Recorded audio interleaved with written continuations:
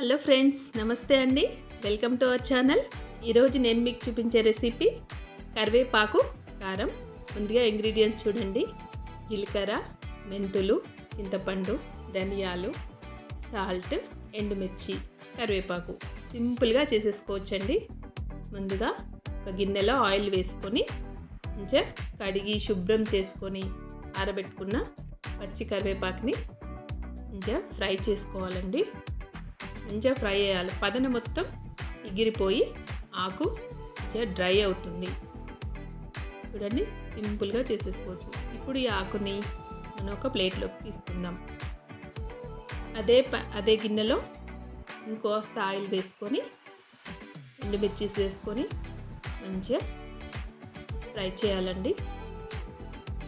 ఇవి కూడా కాస్త ఫ్రై అయ్యాక ప్లేట్లోకి తీసుకొని ఇంకొక చిన్న గిన్నె పెట్టుకొని అందులో మెంతులు, జీలకర్ర కాస్త దోరగా వేయించేసుకోవాలండి. ఇప్పుడు మిక్సీ జార్ తీసుకొని ఇప్పుడు మన ఇంగ్రీడియంట్స్ అన్నీ అందులో వేసుకొని మంచిగా మిక్సీ పట్టుకోవాలి.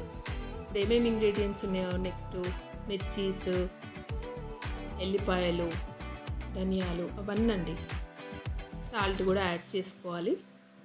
ఫస్ట్ ఒకసారి వీటన్నిటిని మెత్తగా గ్రైండ్ చేసుకోవాలి. తర్వాత ఆకు వేసుకోవాలి, మనం వేయించి పెట్టుకున్న కరివేపాకుని. ఈ కరివేపాకు కళ్ళకి, హెయిర్కి చాలా ఆరోగ్యాన్ని ఇస్తుందండి. పిల్లలకైనా పెద్దలకైనా. చూడండి, మంచిగా చాలా కొంచెం టైం పడుతుంది కానీ మంచిగా గ్రైండ్ అవుతుంది. ఇప్పుడు ఈ కరివేపాకు కారం రెడీ. చూడండి, తిని ఎలా ఉందో మీరు కూడా ట్రై చేసి నాకు చెప్పండి.